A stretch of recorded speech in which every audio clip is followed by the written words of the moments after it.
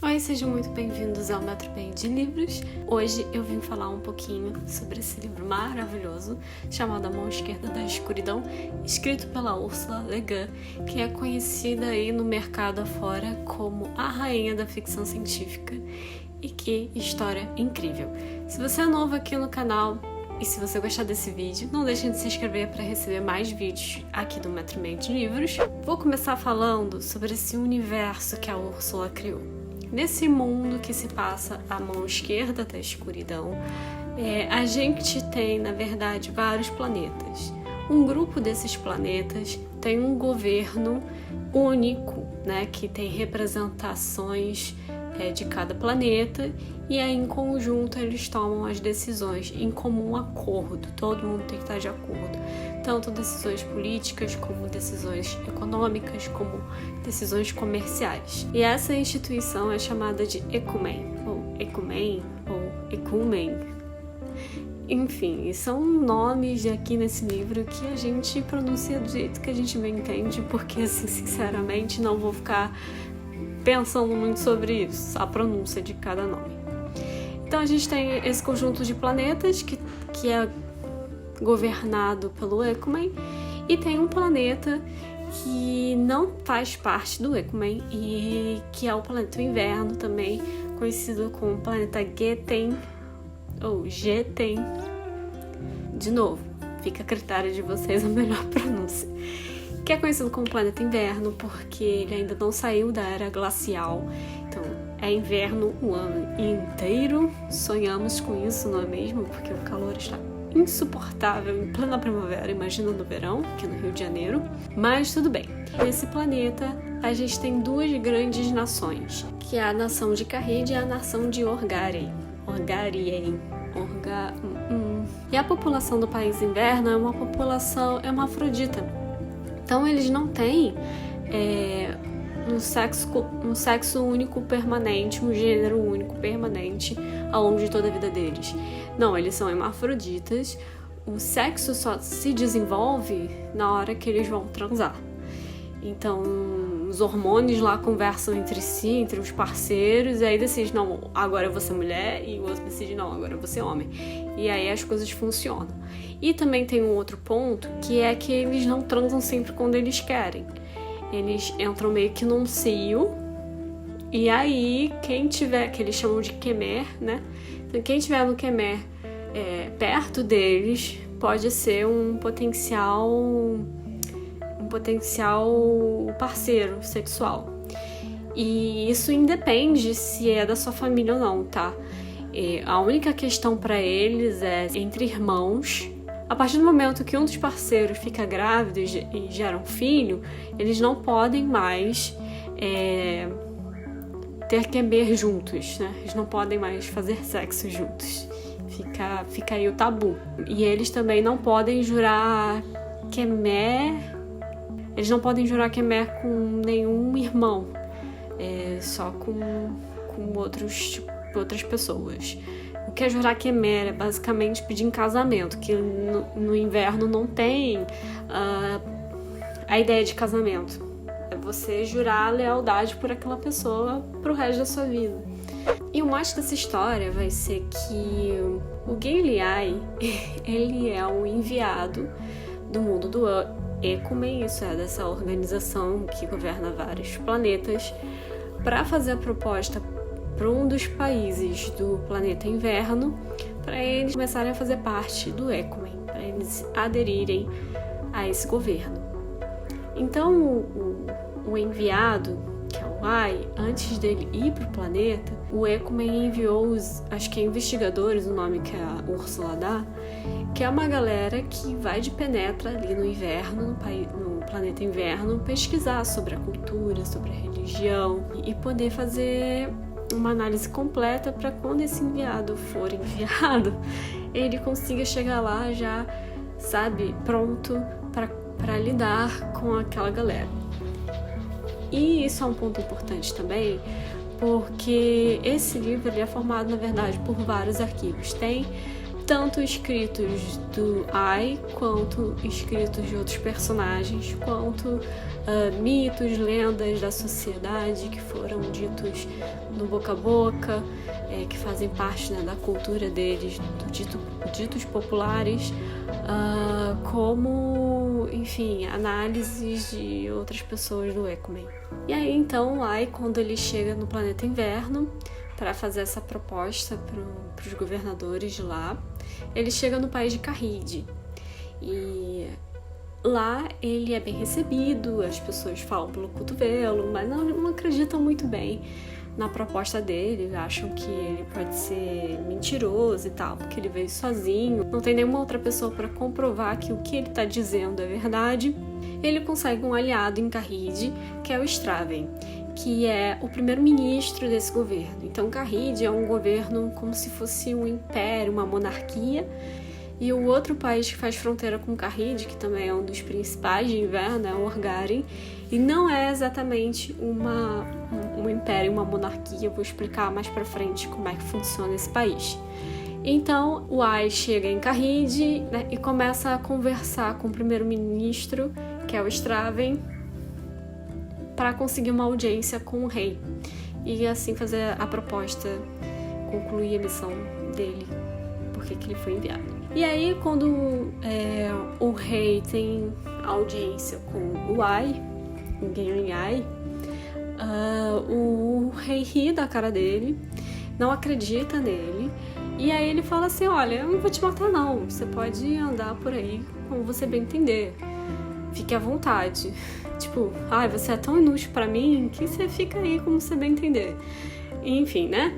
E aí o Ai começa a viajar pelo país de inverno e conhecer a cultura, os costumes, as religiões mais a fundo, né? E aí ele começa a perceber, né, que essa cultura do inverno faz muito sentido pro fato deles nunca terem tido uma guerra na vida, porque é uma população que aceita muita coisa. Eles têm até uma expressão que fala: tudo bem, deixa pra lá.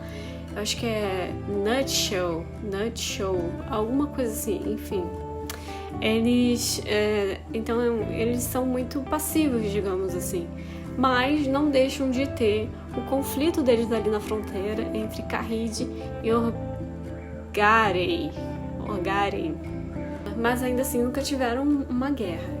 Eles têm uma cultura muito de amor à pátria, sabe? E isso é um dos pontos muito questionados ao longo do livro. Agora, falando um pouco sobre o governo de Orgaren, eles têm um governo bem diferente. Me lembrou um pouco um governo meio parlamentar, assim. Eles têm os chamados 33 comensais, alguma coisa assim. São vários representantes que juntos tomam as decisões do governo. Eles têm uma polícia também muito forte, e em Orgaren as burocracias são muito altas e todo mundo consegue um trabalho lá. Ninguém fica sem trabalho.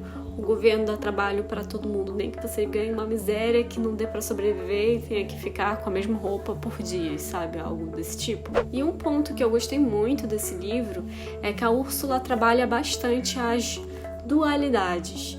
Então, tem a dualidade política, que é o governo de Carride, que funciona de uma forma, e o governo de Orgaren, que funciona de outra. Tem a questão de eu vou lutar pelo meu país, eu vou lutar pela humanidade. Tem a questão do próprio sexo, né? Você é homem, você é mulher. Tem até uma parte que fala que você não pode caminhar somente com a luz, você tem que ter a sombra para poder enxergar o que está na sua frente, ainda mais num país como o inverno, né, que é tudo branco, porque só neva, só tem inverno. Então eu gostei bastante dessa brincadeira com a dualidade.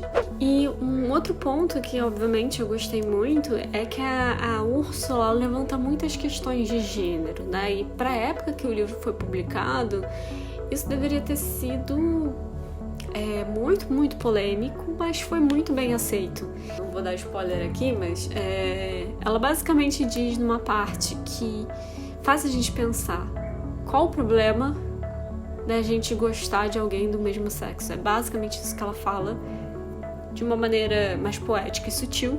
Qual o problema? É só uma pessoa, você tem que gostar da essência daquela pessoa, né? Voltando um pouquinho pra dualidade, tem outro ponto também que eu queria comentar, é que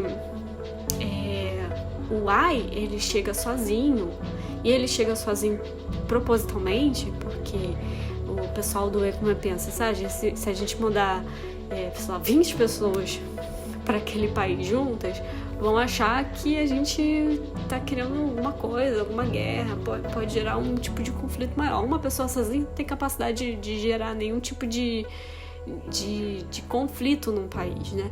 Então Ai vai sozinho, só que isso também gera um outro problema, aí a dualidade, que ele é visto como um mentiroso muitas vezes, as pessoas têm dificuldade de acreditar no que ele tá falando. E tem a questão também dele ser um homem normal, e ele tem que lidar com estar em volta de pessoas que não são homens nem mulheres, é uma mistura.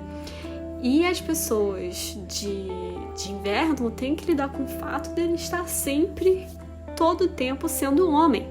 E o rei, inclusive, fala que ele é promíscuo. Ele pergunta, mas são todos promíscuos que nem você?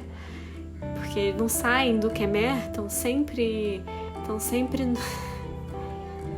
com desejo sexual, estão sempre com o sexo exposto, né, formado no caso. É bem interessante essa brincadeira com a dualidade que a Úrsula faz. Outro ponto muito importante que a gente tem que lembrar aqui é que A Mão Esquerda da Escuridão foi escrito na década de 60. Na década de 60, a gente teve várias manifestações, né? A gente teve a contracultura, que tinha lá amor livre, né? Vamos todo mundo se amar, chega de guerra, né? Foi um momento muito importante, que depois de 2 grandes guerras, e ainda veio a Guerra Fria, que durou até 1991, a galera tava lá, paz e amor, mais amor, menos guerra, e várias questões de gênero, de etnia foram levantadas. A bandeira do feminismo foi levantada, a bandeira dos direitos dos negros foi levantada, a bandeira do direito dos gays foi levantada. Então a gente teve aí nessa época muitos debates sobre essas questões. E outro ponto também importante para a parte da contextualização de A Mão Esquerda da Escuridão é que eles ainda estavam em plena Guerra Fria. A gente tem essas 2 nações de um país que nunca entrou em guerra, mas 2 nações que estão sempre em conflito ali na fronteira, né? Que estão sempre cutucando uma outra, provocando uma outra, tentando difamar a outra. E nada mais foi do que a Guerra Fria, que tentava, por meio de outras nações, cutucar a nação oposta, né? Então, Estados Unidos e União Soviética estavam sempre se cutucando, e aí mandavam armas para, sei lá, Afeganistão, e o outro mandava armas para não sei aonde, e aumentando cada vez mais esse conflito. E também tem aí a questão do capitalismo versus o comunismo, né? Porque Orgorian me lembrou muito o governo comunista, com essa questão de todo mundo tem um trabalho. Por mais merreca que seja, todo mundo tem um trabalho, todo mundo vai ter uma oportunidade. Cara, é um livro que me fez pensar muito, me fez refletir muito. Eu terminei numa noite, fui dormir no dia seguinte. Eu tive muita dificuldade de me concentrar em qualquer coisa, porque eu ficava lembrando da história e refletindo sobre a história. Eu adoro quando um livro faz isso, porque mostra que é um livro que faz a diferença mesmo, sabe? Um livro que faz a gente pensar. E, enfim, fica aí a recomendação. Eu li A Mão Esquerda da Escuridão para uma leitura conjunta. É mais ou menos uma leitura conjunta, que na verdade é uma aula de 2 amigos do Instagram, que é o Mário e o Rafa. Eles são formados em letras, eles são professores, e aí, por um valor simbólico, que eu já mencionei aqui também no vlog, você paga e aí você tem essa leitura conjunta com debates e tal. E você também recebe muito material sobre o livro montado por eles que fazem toda a diferença na hora de você ler. Por exemplo, a edição brasileira não tem mapa. E eles mandaram um mapa no grupo no WhatsApp, entendeu? Fez toda a diferença para você conseguir se situar ali na jornada do Ai dentro do planeta inverno. Enfim, gente, espero que vocês leiam A Mão Esquerda da Escuridão e venham contar aqui pra mim nos comentários o que vocês acharam. Se vocês já leram também, não deixem de dizer o que vocês acharam. Vou adorar compartilhar as ideias sobre esses livros com vocês. Se vocês gostaram também, não deixem de dar o joinha para ajudar o YouTube a entender melhor o que você gosta e o que você não gosta, e na divulgação do canal. A gente se vê no próximo vídeo. Beijos!